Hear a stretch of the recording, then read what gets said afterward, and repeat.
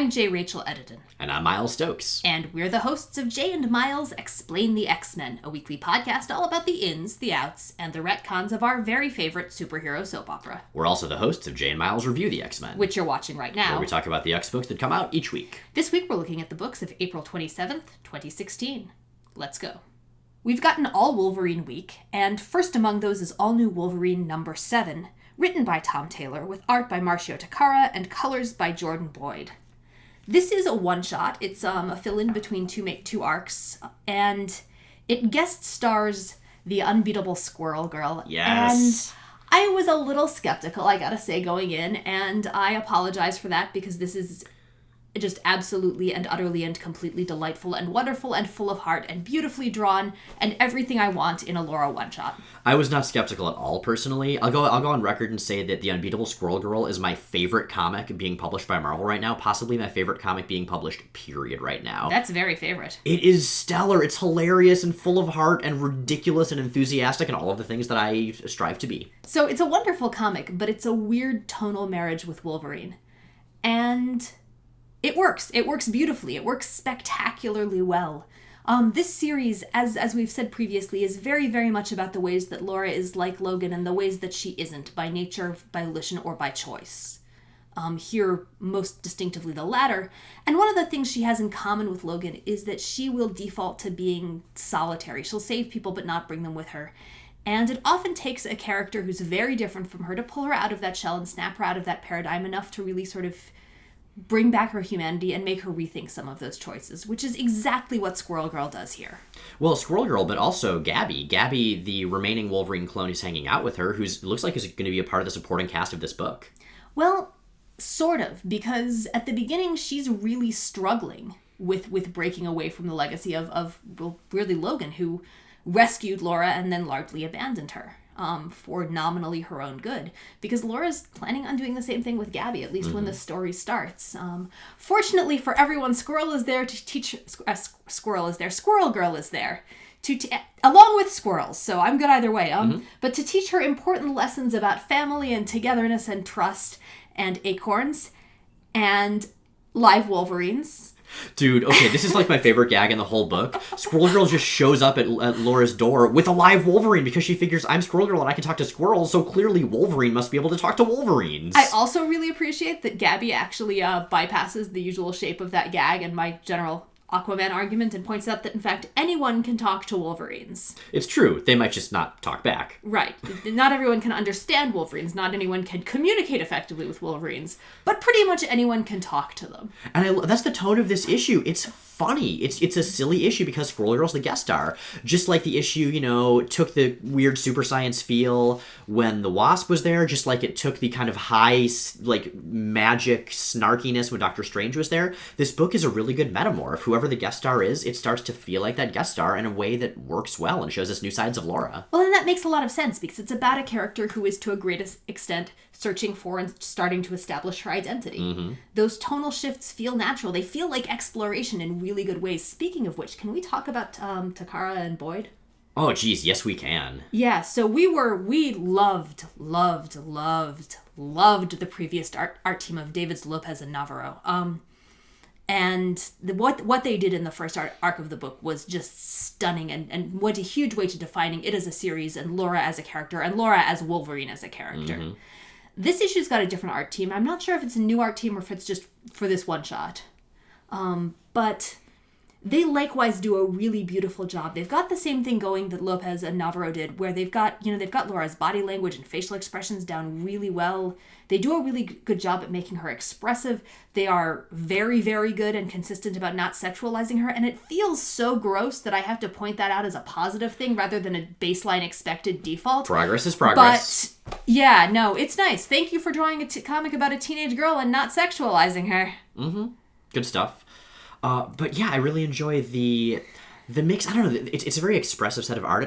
It's got this sort of clean pencil and sketchy ink combination that works so well for me. It's sketchier and it's looser than Lopez and Navarro were, which I think works very well for this story. Some of the Squirrel Girl pages and some of the ways that Takara draws Squirrel Girl in particular. Is it Takara or Takana? I need to double check that. I'm sorry. I'm very tired. Takara, yes. Okay. Some of the ways that Takara draws Squirrel Girl in particular feel a little bit too shiny compared to the rest of the thing. Like, the lines on Squirrel Girl tend to be a lot cleaner, and that's a little bit jarring sometimes. But on the other hand, it also kind of reflects the tonal difference between her and the rest of the book, because Squirrel Girl is someone who really takes her genre and takes her tone and takes her cartoonishness with her on the road, guest starring and elsewhere. This is a beautiful issue. It's a great stand-in, and it's a great example of what a one-shot should be and do. It's a good fit and a good wrap-up to the arc that preceded it, but it also stands on its own really well. And if you're not following the book already, which you should be, because it's one of the best books in the X-line Best coming out Wolverine right title now, ever. hands down, easily. This is a really, really nice spot to jump on. It's a good taste of the book, but it's also bright, and it's also legitimately all ages, which is cool. And very, very rare in any book with the title Wolverine. We also have Old Man Logan number 5. This is written by Jeff Lemire with art by Andrea Sorrentino and colors by Marcello Maiolo. So this is the beginning of the second arc of Old Man Logan. The first one ended with him meeting up with the X-Men, the scene we saw in Extraordinary X-Men number 1. This is kind of what comes after. And it looks like this is going to be handled in a way that I kind of like, which is that it takes place during current continuity, but basically between missions. You know, like the Wolverine miniseries did that way back in the day, the Kitty Pryde Wolverine miniseries did. When the Wolverine ongoing launched, you know, in the late 80s, it sort of stopped bothering. And I'm glad to see that this book is going to be having a greater nod toward continuity.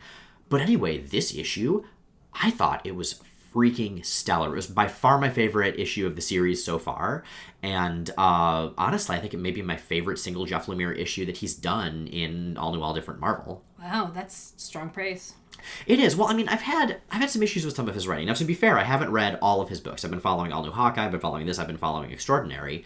But for me, this is where the book clicked. Now, a lot of that is I am an unapologetic, unabashed fan of Andrea Sorrentino's art, especially as it applies to the feel of this book.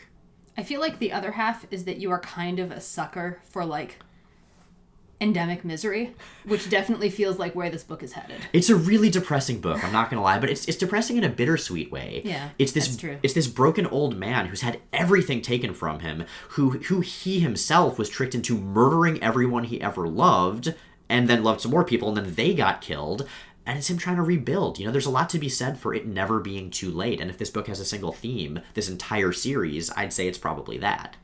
It's, well, the never too late thing ties in very directly in this issue, because what Logan is doing is heading up and finding, he's from a universe that's accelerated somewhat from the one he's stuck in now, the 616.1, and he's gone and found the girl who will grow up into his wife, explicitly says, you know, there's no chance that's going to go anywhere, but I want to keep this kid safe. Oh, see, for me, I almost burst into tears at work reading that reveal, because what this book does, it does something that actually Lemire's current run of All New Hawkeye that just wrapped up also did, which is it goes back and forth between the past and then has almost Archer-esque dialogue links to scenes in the present, and it goes back and forth and draws really beautiful parallels in that regard. That's quite an analogy. Well, you know, I'm just saying.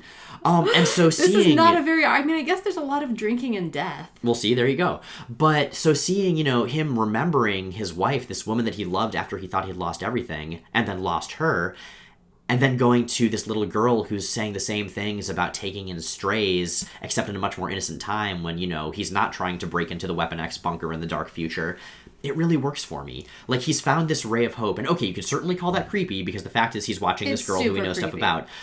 But for him, it's about recapturing that. It's about remembering what love was like, remembering what caring at all was like.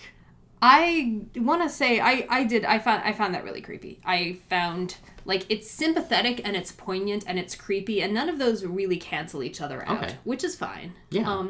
And it's interesting, and I would have liked, and I hope that we're going to see slightly more acknowledgement of that, because right now it's really just being played as noble and poignant, and it's a little unsettling. It's one of those things that it's very easy to imagine from Logan's perspective, but when you consider, for example, the perspective of, say, a parent, that's really not a cool thing to do. Well, the impression I got was that he was just interacting with her as a neighbor in this town he's settled in, and it wouldn't go any further than that. No, I mean, yeah, that's definitely the impression, but it's still unsettling. It's still a weird dynamic and a weird power dynamic, and it's one that I find, again, it's sympathetic and it's creepy, and that combination can be really cool and really useful and played really well. But I'm not sure if that's... Yeah, I'm reserving judgment on that here. That's fair. For me, like, I don't know, it kind of shows that Logan is not just a super square-jawed hero. He's messed up. And so we see him doing stuff like this that's a little questionable, but with kind of... You can see the heart coming through. And for me, that's a more effective take on the character. I mean, that's what we saw in the first arc. It was just in a different direction. That was more murdery. Yeah.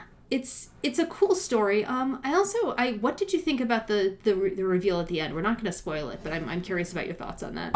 That was interesting. I know you had mentioned when we were talking before that the last time we saw the characters that appear at the end, they were in a very different place psychologically, so that seems weird. There's one of them who went through some changes pre-Secret Wars that I am disappointed to see have not apparently stuck, because I thought they made that character a lot more interesting. So we'll see. I mean, for me, I was invested enough in maybe Logan finally, like, not being destroyed by the world for 5 minutes that I was actively mad at the character showing up in the end to mess with that. What do you think you're reading, man? It's true. I'd be disappointed if horrible things didn't happen. Speaking of horrible things happening, there's one scene I particularly do want to highlight. So Logan's going back and forth, like I said, between the present-day 616 and the future he comes from in his own past. X-Men. And there's one scene after everyone dies where he tries to kill himself after he's realized he killed the X-Men by putting his head on the train tracks. And Sorrentino sells the hell out of that scene. Just the pacing of it, the very slow pacing, because this is a slow-paced book in a way that I really enjoy. And it's not graphic. You don't really see what happens, but you just get that sense of utter despair. It's perfect. One thing I also really liked, actually, that Sorrentino, I think, does well is Sal Lemire's take on writing the X-Men. Yeah. For me, like, the Storm and the X-Haven we see briefly at the beginning of this issue are so much more compelling than the Storm and X-Haven we've seen in the book that they're, like, the main character and setting of. Yeah, I think Lemire and Sorrentino are much, much more in sync as a creative team than Lemire has been with the artists on Extraordinary. I would agree. So, yeah, I personally found this to be an absolutely stellar issue. Your mileage may vary depending on how you interpret the way Wolverine interacts with Maureen, the little girl who would be his wife in an alternate universe. But for me, it's poignant, it's a little messed up, it's super sad and super textured both artistically and plot-wise. I freaking loved it, and this is the first issue in a new arc, so if you had felt like jumping on and didn't want to read the previous ones, this could be a place to do so. So, that's our Wolverines for this week. Which was our favorite? I loved them both, personally, but I think we have to go with All New Wolverine. Old Man Logan was stellar, to one of our tastes more than the other, but All New Wolverine made us both realize we'd been waiting all of our lives for this very specific confluence of characters, creators, and plot. So, yeah, that one. What about our panel? Our panel of the week is, I think unsurprisingly, also from All New Wolverine. It is in fact specifically a sequence of 3 panels, and I will present them here with no commentary other than that they are an absolute masterpiece of comedic timing. I mean, seriously, look at that. So that's it for this week. Thanks for watching. If you like what you've seen here, check out our podcast, Jay and Miles Explain the X-Men. New episodes go up every Sunday at explainthexmen.com, also on iTunes, Stitcher, and as of last week, Google Play. What do we have for them this week? This week, we have an episode very near and dear to both of our hearts, that being the New Mutants chapter of Inferno, which is basically the climax of the story of Lyanna Rasputin, and in a way, the climax of every New Mutants plotline we've seen up until this point. That podcast, these video reviews, and everything you'll find at explainthexmen.com, including visual companions to every episode, recaps, interviews, art, and much, much more, are brought to you by our Patreon subscribers. We are an entirely listener-supported project. That's what lets us keep doing all of this stuff and everything at the website and everything on the podcast, and what lets us keep it all ad-free, and that all happens thanks to those fine folks. You can join their ranks at the Patreon link either above or below this video, depending on where you're watching it. In the meantime, we will see you next week with presumably at least slightly fewer claws. But it's X-Men, so probably still some. Okay, so you remember how I was talking about how Squirrel Girl is basically my favorite book right now that's coming out, like, possibly at all?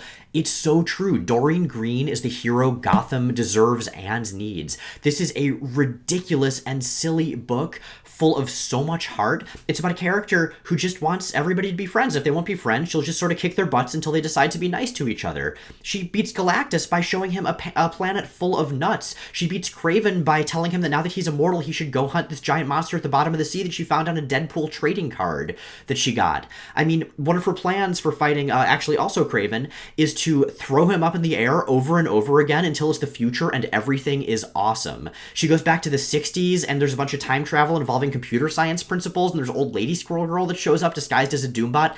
Everything about this series is wonderful. Also, there were variant covers when they did reprints of the first 4 issues of the last volume, and each one had part of her tagline, so eats nuts, kicks butts, which means that there was, in fact, a YA comic that came out that just had a picture of Squirrel Girl and said butts, and if that's not what comic books are about, then I have no idea what is.